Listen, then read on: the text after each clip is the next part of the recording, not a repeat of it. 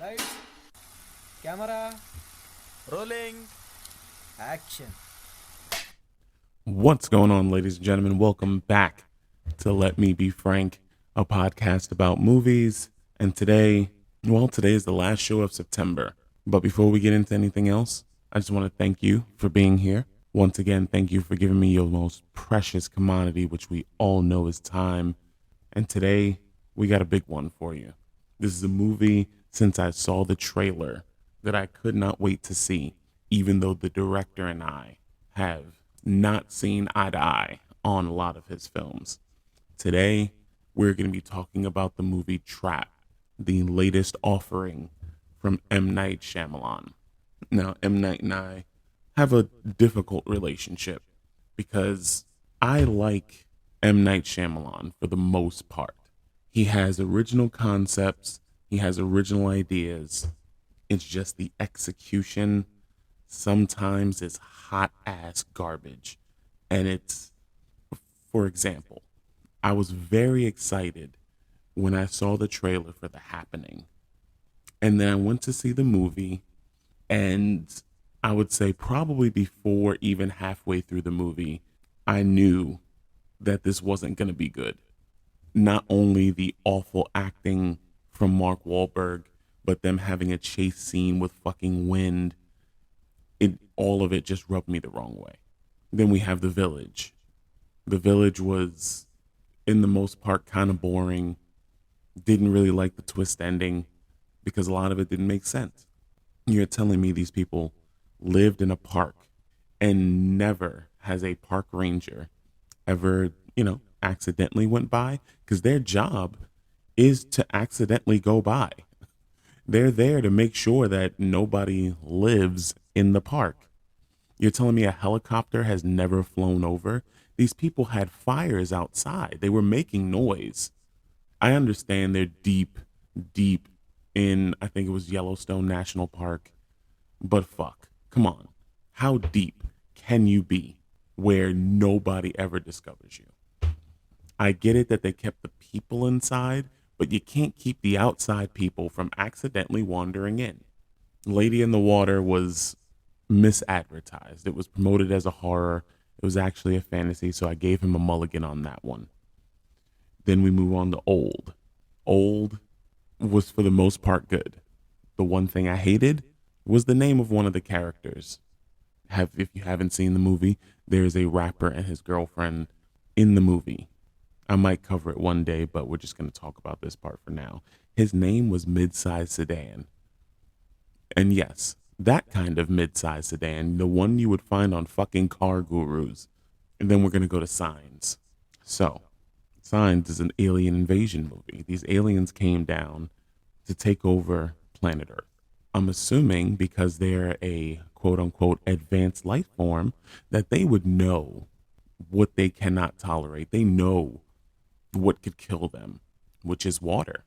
So you're telling me these infinitely smart beings came down and decided to invade a planet that was over 70% poison to them. They wanted to rule that planet. Of all the planets in our galaxy, they wanted to come to the one that was 70% deadly to them. Makes no fucking sense. And the more I watched that movie, the more I didn't like it. But then you have Split, you have Glass, you have The Sixth Sense. These are all classic, great films. Unbreakable, fantastic movie. So, understandably, I was a bit cautious when this one came out. I knew I wanted to see it just based off the concept. But then I watched the movie. And I'm going to pause it right there before we do the music. Before we do the movie review, because we don't do music on this podcast, I want to talk about the month of October. Because like I said, this is the last episode of September. October is one of my favorite months for a very specific reason. It's because I am a huge horror movie fan. You already know this. Next month, we are covering nothing but horror. From the beginning, we got, what is it, 2 or 3 anniversaries. There's a whole bunch of horror movies I'm going to be covering. I am very excited to do this. I am going to be putting in a hell of a lot of effort to make next month special. So I know everyone's not a fan of horror, and I understand that there's different reasons why. Some people aren't afraid of horror, some people don't like being jump scared. But please, when it comes to horror, it's not always about the jump scares. In my opinion, horror is one of the more difficult genres to create movies for. And it's because horror movies are more about the story than the blood being thrown around the room. If you can tell a good enough story and you draw people in and you make people care about the characters, you can still get your scares with minimum gore, minimum blood, if you can find a way to get inside people's heads. But sometimes directors and studios, they get lazy with having us connect to the character. They think that if you just put a pretty woman in danger or you put a somewhat relatable guy in danger, that you can cause the audience to care, and that doesn't always work. Sometimes you have to give us a story around them. You have to, like, for example, the collector. You know, this guy is just trying to get money to save his family, and he ends up in this horrible situation. It makes you care about whether he survives or not, and not, oh my God, I wonder how this person is going to be killed, tortured. So, yes, I will be going in depth on some horror because it is my favorite genre. I cannot wait to get started. I've been planning this since August. So I hope that you all will come and join me for what will be a fantastic October. And then as far as November, we're going to be doing a bit of a relaunch. We're going to be changing up how we do things a little bit, and we're going to be making the show better because that's the goal, is to build a movie lover's paradise here where we can all come and enjoy some of the best cinema, some of the best art on the planet right here on this podcast. So I hope that you will join me. And with that being said, I'm not going to waste any more of your precious time. We are going to get into and break down M. Night Shyamalan's Trap. Here we go. Movie opens with an original song from his daughter, Salika. I hope I'm saying that correctly. So the movie opens with an original song. We cut to Cooper, the dad, and Riley, the daughter, in the car singing the opening song while they listen to the radio. They chit-chat about nothing too important on the way to the concert. Once they get there, Cooper pretends he needs to tie a shoe. You've probably seen this part in the trailer. They're already kind of running late, so Riley's just not having it, and he's just messing around with her. They hang out where the tour buses are so they can get a glimpse of Lady Raven. There's a lot of people waiting outside. She walks out, Raven, to go inside to get ready for a concert, and the crowd goes crazy. As Riley and her dad walk into the venue, Cooper starts to realize all the extra officers. Now here, there's going to be plot holes in this movie that are so big that Diddy would throw one of his freak offs in it. And this being one of them. If you were trying to catch someone and you knew they were going to be at the concert, you didn't want to scare them off, why the hell would you wait until the concert is like literally minutes, 30, 40 minutes away from starting to set up all this extra security? I mean, they're setting up cameras. They got extra officers showing up at the same time as the people. That doesn't make any sense. Why not let you set the cameras up on the inside the day before, and then once everyone is inside and the concert is about 5 minutes in, then you surround the building to keep the, you know what, let me stop. I'm going to continue. They're also setting up cameras everywhere. Cooper asks Riley about some girls and how they're treating her. She doesn't want to talk about it right away, but she eventually tells him that everything is fine, but they just don't include her in anything anymore. They get to their seats and they have really nice floor seats. He did, splurge on some nice seats. They sit and they eat. Cooper's looking around the venue. and they see police pulling random men out of their seats. He's looking around a lot, which kind of tells us that he's in fear of something. The concert starts and everyone pulls out their phones. I think whenever I see these scenes, it's so fucking creepy. As soon as something happens, all you see is like thousands of phones going up at the same time. It's weird. Lady Raven starts to sing her first set of songs, and he excuses himself to the bathroom. Even though there are open urinals on the wall, he waits for a stall. When he goes in, he pulls out his phone and pulls up security camera footage to see a man tied up in a basement. His face goes cold and his eyes go dark. Cooper is on his way back to the seat, but runs into a woman he knows. She is the mother of one of the girls that Riley does not get along with anymore. They are also at the concert, but much further up. Cooper does not look like he really wants to talk to her. He seems like he is trying to fight tooth and nail to get away from her, like you're about to dunk a cat into a bathtub. He goes back to the seat where Riley is still enjoying the concert. He informs her that her former friends are there, and she asks where were they, and he said nowhere near us. Don't worry about it, and distracts her. Tries to go back to them having fun. During intermission, they go to the merchandise stand where Riley is trying to get a t-shirt, but they only have one in her size left. And another young lady makes kind of a big deal about how long they have been waiting to get the guy's attention so they can get that shirt. Cooper tells her to let the girl have the shirt, because it seems like it means a lot more to her. Jamie, the concession stand guy, you probably also recognize him from the trailer, tells Cooper that, like, hey, you guys are a good family. You have good family values. Now I'm gonna pause right here. Nobody talks like this. He M. Night Shyamalan really has to get better with his dialogue. Like, some of the conversations that happen in this film, normal people don't talk like this. And if you do, like, stop talking like that. Nobody tells people that, oh, you have great family values from letting someone else buy a t-shirt. Like, that doesn't happen. That doesn't compute. That doesn't match. Now, I'm going to do a little bit more complaining about this movie as we go on, but I do like the movie. So it's just some of the plot holes, the Diddy dildo. It's so big that I can't possibly ignore them, but we're going to keep moving.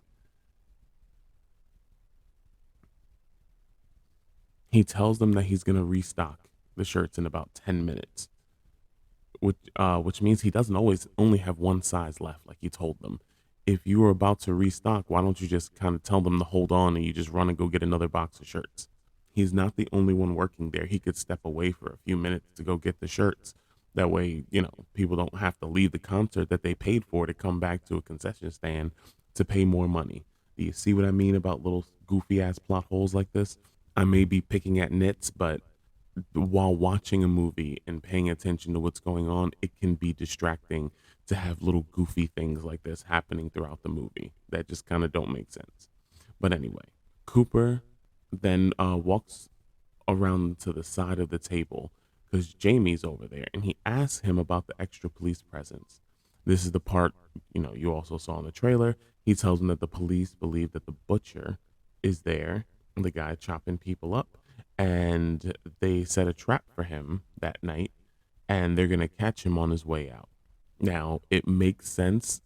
I was wondering why Jamie would know this, but they're going to explain it later on in the movie why he would know that. Now, why he would tell someone, especially a guy, especially a white guy, because they gave out his description. Why would you tell anyone this? I have no fucking idea, because you don't know who this person is. You could just say, hey man, I sell t-shirts at a stand. I have no idea. And then move on. But I digress. He says that every exit is blocked off except for backstage, and no one can get back there. Cooper looks slightly panicked, so he starts walking Riley around the venue under the guise of looking for funnel cake, when he's actually just trying to look for a way out. Once he sees that one of the backstage areas is guarded by police, he walks to another one. He then sees a young lady who looks like she's had way too much to drink already, and she's standing by a set of stairs.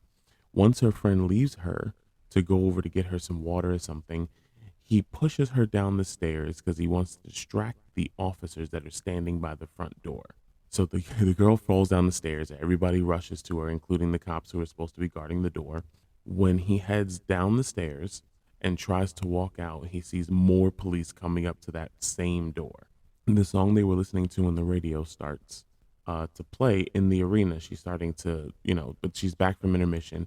She's about to start singing that song. So he rushes he rushes Riley, back to their seats. They get there, and Lady Raven brings out a special guest named Parker, who, for those of you who are hip hop fans, it's Russ, Russ, the rapper. Song's not that bad. He pops out of the floor though. He comes like there's this big thing that raises out on the floor right next to Cooper and Riley's seats, so you can kind of see like under. Cooper tries to get Riley to go down there to look around. He tries to convince her, like, hey, wouldn't there be something cool down there? Maybe they have costumes and stuff. Obviously, this doesn't work. Riley's looking at him like, why the fuck would I leave this concert, you idiot? Like, this is like her favorite artist. She's been screaming and spewing all over herself for this girl since the beginning of the movie. And you think she's going to want to crawl down into a fucking hole to see what's down there.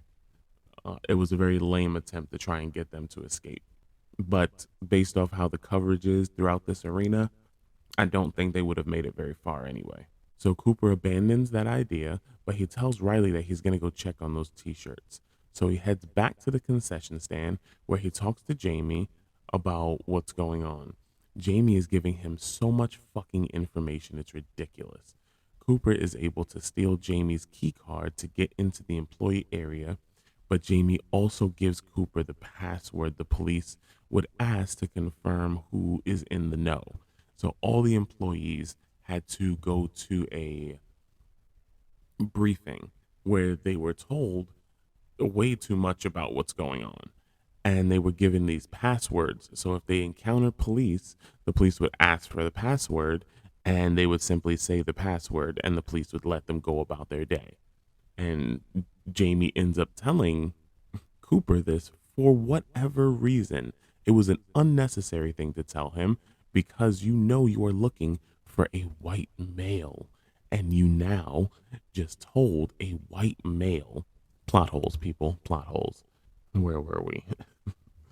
Cooper gets into an employee area where he is eavesdropping on a SWAT team meeting because nobody notices him standing there.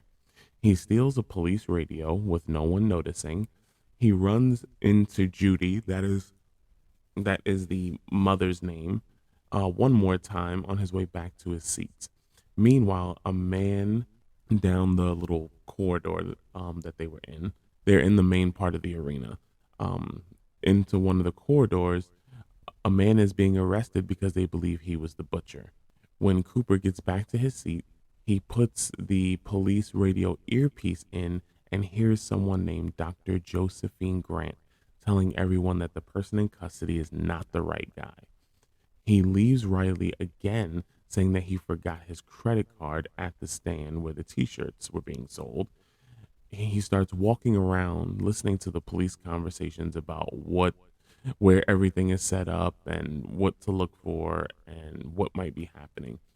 He looks like he's about to pull a fire alarm, but Dr. Grant comes back on like literally as he's about to pull it. And she comes over the system and tells everyone that he may try and use a distraction to get out. So they say if there's any emergency evacuation, as people come out, you are to separate, only let out the women and children, and you pull the men off to the side. So that kiboshes his plan right there. They then see a door that he wants to go through. With the police standing off in front of it, he comes up with a plan and injures a poor innocent girl to get the police to move. So some of the things he does throughout this movie is just simply diabolical.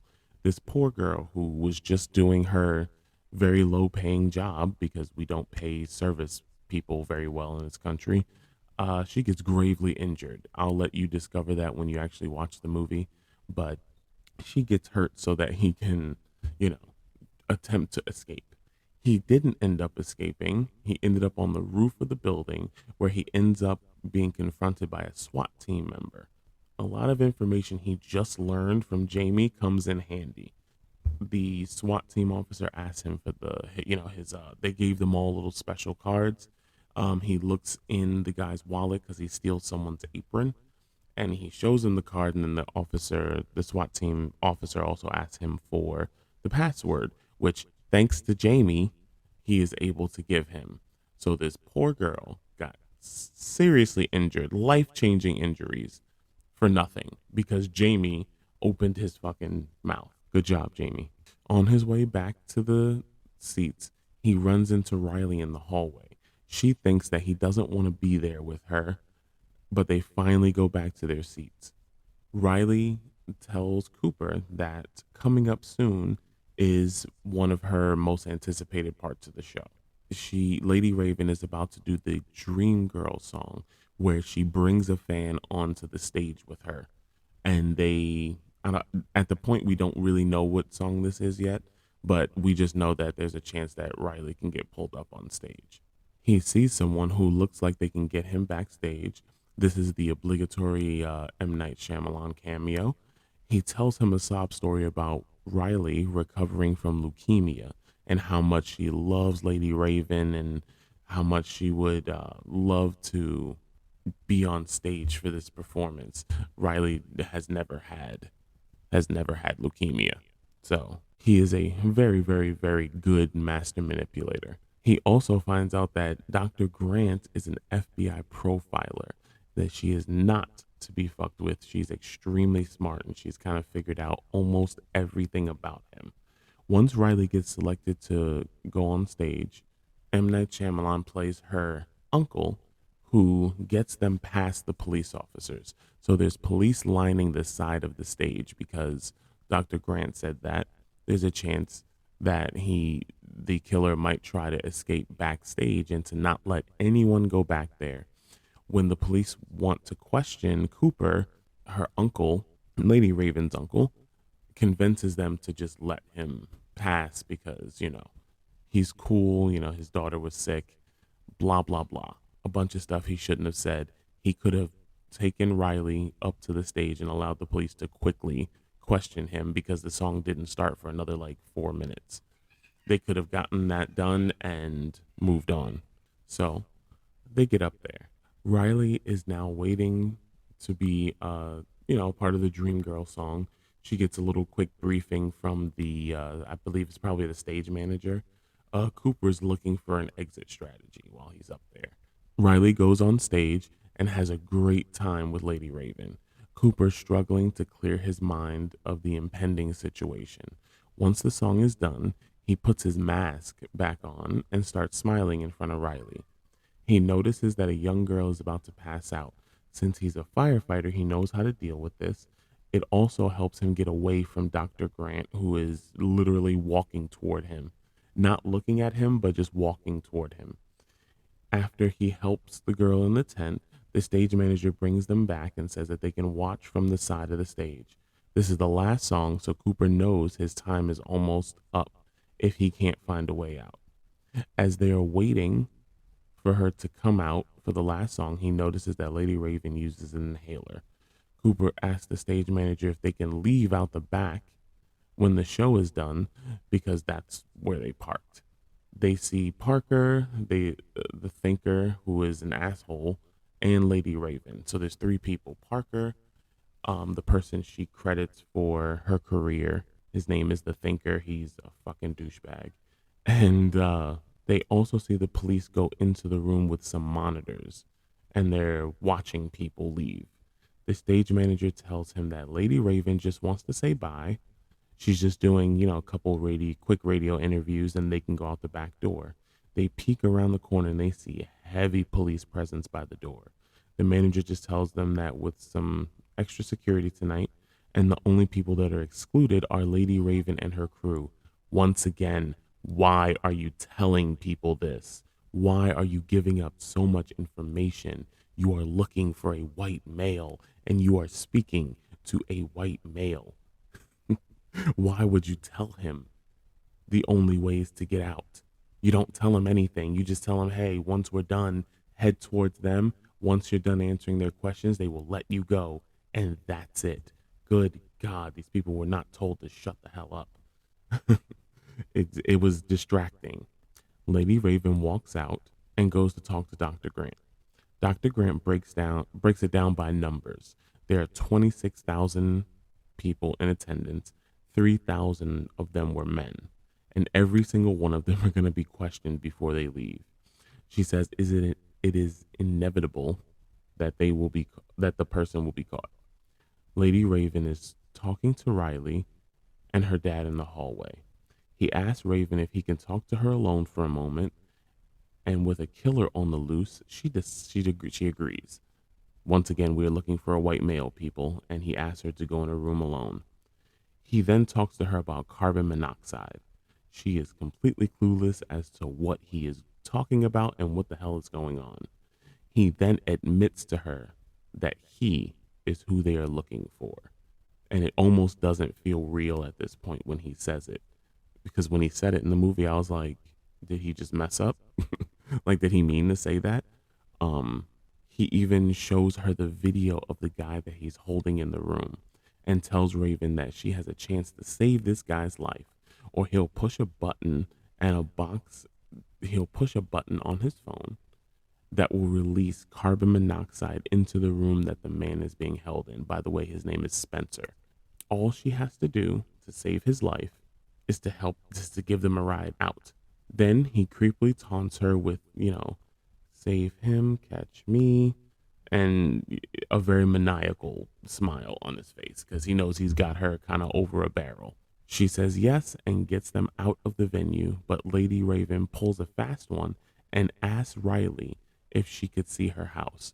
So she does help them get out, and she puts them in her limousine. Now, while they're driving, he's holding his phone in his hand, which is kind of, the threat of killing the guy. Riley has no idea. She is just giddy.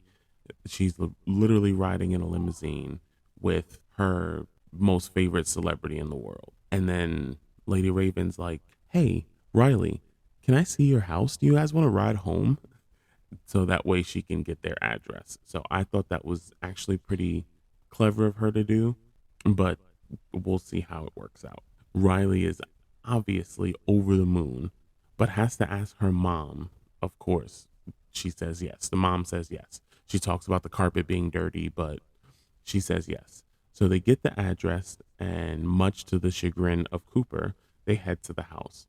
Raven ends up inside the Cooper's home with his wife, Rachel, son, Logan, and of course, Riley. So once she drops them off in the driveway, she's talking to the family, and she gets invited in. So she goes in. She asks Rachel if she knows about the killer, and then starts giving out the profile right in front of the family. Cooper, who is inside just like bouncing off his internal walls, interrupts her and of course tries to get her to leave. She offers to play a song on the piano. When she is singing the song on the piano, Riley sits her phone she invites Riley over to sing with her, and Riley sits her phone between them. Lady Raven hides Riley's phone and then asks her if she wants to take a selfie. And obviously she wants to take a selfie because this is a celebrity sitting in her house on her piano playing one of her favorite songs. So I'm going to set the scene. Riley is sitting on the far end. Raven is sitting next to her, and Cooper is standing up next to Raven, holding his phone still. So when she asks, hey, do you want to take a selfie? She starts to look for her phone, and then Raven quickly looks at Cooper and goes, oh, well, let's just use yours. And she snatches it out of his hand and immediately starts taking pictures. Then she quickly excuses herself to the bathroom with his phone and just gets up and runs pretty much into the bathroom, closes and locks the door. And now because he left the freaking app open. He left the little thing open as a threat to Raven to get the hell out. Now Cooper is losing his shit. He's banging on the door, and the family behind him they have no idea what's going on. They just know that this dude is out his fucking mind, and he's trying to get into the bathroom while this, in their minds, this poor girl just probably really needed to use the bathroom because, mind you, her show ended like maybe an hour ago. So he's yelling at them to go upstairs. Meanwhile, Lady Raven's on the phone talking to the guy, trying to figure out any clue possible to figure out where he is. So she jumps on her, I'm going to assume Instagram live. It's just easier because you get a better visual. But she jumps on her live and she starts talking to her followers, asking people in the very specific area if they can find a broken lion. And then eventually people reply and they start narrowing it down. And then she asks them, do they know where a blue door is? Like, what house has a blue door? And someone says, yes. I have a family member that lives close to that. That's when she tells them, hey, call the police, tell them that there's someone being held down there behind that blue door in the basement. So after all of this, Cooper commands his family up the stairs and locks them in Riley's room. He then uses the master key to get into the bathroom. He goes into the app where he can see that Spencer in the basement and finds out that he's been rescued. He then commands Raven to get into his wife's car. She tries some bullshit psychology warfare where she pretends to be his mom that I'm assuming Dr. Grant told him to use, but it doesn't work. He opens the garage door to see his family standing in front of it. He forgot that that Riley has a tree outside of her window that they were able to climb down. Lady Raven gets out of the vehicle, goes to stand with the family as the police arrive.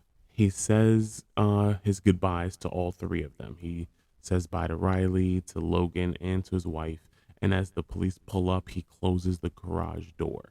The SWAT van pulls up, they surround the house, and they're about to go inside. And you think, okay, he's about to probably get caught. But as he's in there, he starts to empty out this like small little pantry. By the time that the SWAT team enters the house, Cooper is gone. The pantry reveals that he dug a tunnel. He dug a tunnel through his floor and into the neighbor's backyard. Okay, we're going to move past that. Meanwhile, Lady Raven's limo driver is asked to vacate the vehicle and that a SWAT team member would drive her outside of the perimeter. Why? I don't really know, but like I said, plot holes. As they pull off, they go to a dark, secluded area. The limo pulls over and the SWAT team member opens the door and it turns out to be Cooper. Like I said, he dug a tunnel from his kitchen into the neighbor's yard and then killed a SWAT team member and stole their uniform. He then handcuffs Raven to one of these like bars that you would use to like pull yourself up in the limo if you were getting out, or if you needed to switch seats, you would hold on to it. He handcuffs her to one of those, but as she pulls on it, it starts to come loose. As he's driving, they get stuck in a crowd of people because her show just ended. There's a blacked out limousine. I think they're assuming that it's her. And the crowd gathers in front of the vehicle, making the vehicle unable to move. She is able to pull the bar almost out while simultaneously reaching the window and dropping the window about like a quarter of the way. People see her, they start to film her, and then a lot of people gather in front of the limo. Eventually, the bar comes completely off. She's able to slip the handcuff off, and then she's able to simply just get out of the vehicle. Now, she is as safe as she could possibly be because she is surrounded by her fans, all with their phones pointed in her face. People, stop doing that shit. Like, when you see celebrities, stop pulling out your phone. That's fucking weird. Ugh. But she has about like 30 cameras stuck in her face. Cooper is now just a sitting duck, you would think, right? So at the same time, the SWAT team catches up because they figured out that they killed one of their own. They were able to track the vehicle somehow, and they surround the vehicle. So now there's SWAT team members standing there. Mind you, Cooper is still in the car. So I'm going to set this whole thing for you. Imagine a limo sitting on 42nd Street, New York City, surrounded by fans. Now, the SWAT team pulls up, surround the vehicle. SWAT team members get out and they push the crowd back. Now, mind you, Cooper is still in the car. They shoot out the tires. They command him to get out of the vehicle. He does not comply, obviously. They shoot out the window, the driver's side window where he would be sitting. When they walk up to it, all of a sudden it's just a helmet, a SWAT team helmet, sitting on top of some books. No Cooper. Apparently, he slipped out of the vehicle. They don't show us, they just tell us that he slipped out of the vehicle. He is now in civilian clothes that were sitting next to him, some Lady Raven swag from the show that's sitting in the passenger seat of the limo. And he is not in like the front of the crowd, but he is like in the middle towards the back of the crowd, to the point where he is able to simply just pull his hood up, turn, and walk away. I call bullshit. This scene could have been done better. I'm okay with him being an escape artist because I believe that if you're a serial killer of this nature and you've been getting away with it for a while, that you have to be able to spin a line of bullshit to get out of trouble. And you also have to be able to get out of tight situations. So I didn't completely remove it out of the realm of possibility. I just wanted it to be a little more realistic. Lady Raven is then taken away by the police officers, the actual ones this time, and taken to where Spencer was rescued. And you see the blue door, you see the blue lion. Not the blue lion, you see the broken lion and the blue door. You see Lady Raven talking to Spencer. Exit stage left, Lady Raven. She is now done in this film. We then go back to Cooper's wife, Rachel, at home alone without the kids making tea. Cooper pops up behind her and they have a long conversation as to how she figured out that there was this big possibility that he was the butcher.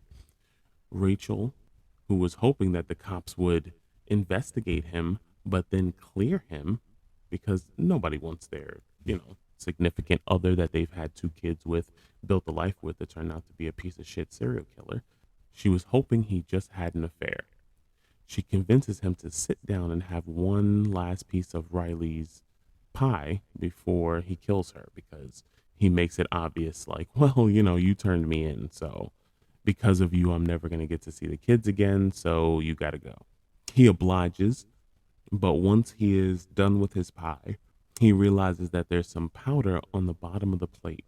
Turns out that she drugged him with the same stuff he uses to, quote unquote, calm his victims down. He staggers up with a knife in his hand to go and kill Rachel. Once he stands up, he looks, so they're in the kitchen.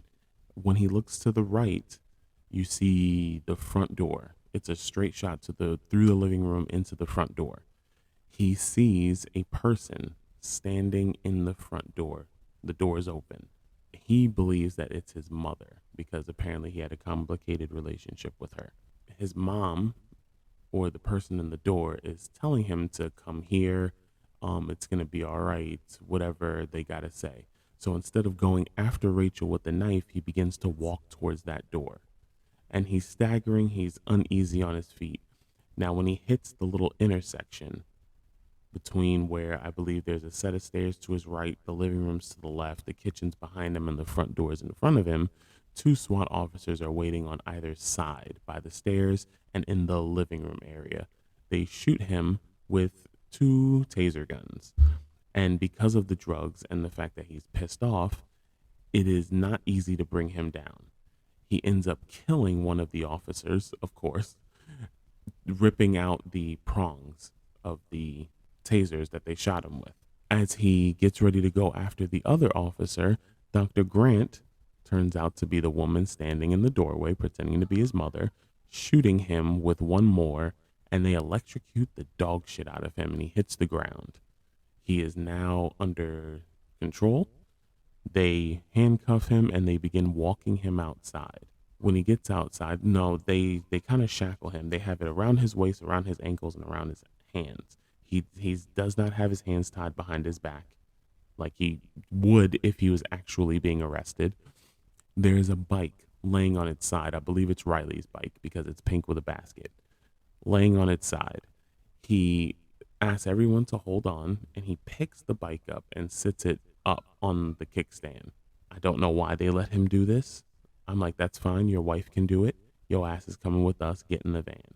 As he's walking toward as he's being walked towards the police van, the kids arrive in the back of a squad car. They run, they give him one last hug, and then they go to their mom.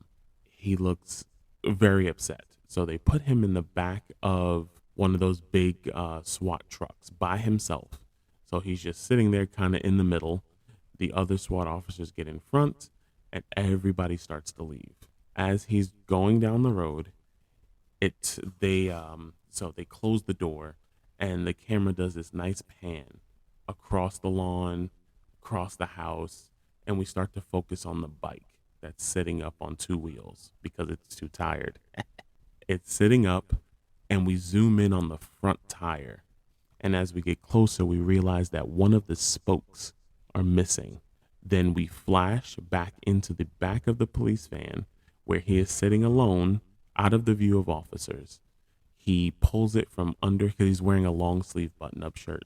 He pulls it out, bends it, and starts to pick his own handcuff locks. We hear the handcuffs hit the ground. It's a metal flooring. So we hear that cling of, metal on metal. And now all we get is pretty much like a collarbone up headshot of him. And he gives a maniacal smile and the movie ends. Now, I wouldn't be surprised if there would be a sequel to this. I would actually go to see the sequel. Now, like I said before, I know I did a lot of complaining about the plot holes. If you are able to just ignore them and just enjoy the movie, it is a good movie. I was more intrigued as to how all of this was going to play out. Because if you had the building surrounded and you had all these measures, I'm like, how the hell is he getting out of this? That was the big intrigue in the movie. For the most part, I believe that they did a pretty good job getting him out. It's just some of the things needed to be explained more. And the way he was given so much information with the people around him knowing the threat that he could be. Because it's not like you're telling a female and then she's going back and relaying these messages. You know, based off the meeting you went to, that this very dangerous serial killer is more than likely a white male attending with a young girl because he wouldn't be there by himself. The receipt that they found had 2 tickets, so they knew that he would be with someone. So if you were talking to a white male with a younger person with them, you probably shouldn't just give out information willy-nilly. And multiple people said a whole bunch of things that they had no business talking about. But like I said, once I got past all that stuff, I was interested in the movie the whole time. I never checked social media. I never deviated from the movie. I wanted to see how this was going to end. This movie will be on Max. I believe it's October 18th. Please don't quote me on that. I know it's sometime in the middle of October. I would say go watch it. I'm probably going to watch it again without taking any notes, watching it straight through. I'm pretty sure I'm going to enjoy the movie again. And with that being said, ladies and gentlemen, that is M. Night Shyamalan's Trapped. And that is going to be it for the last show of September as I go to start getting ready for October, especially our first episode. You're definitely not going to want to miss it. I want to thank you for giving me your time today, and I'll see y'all next month.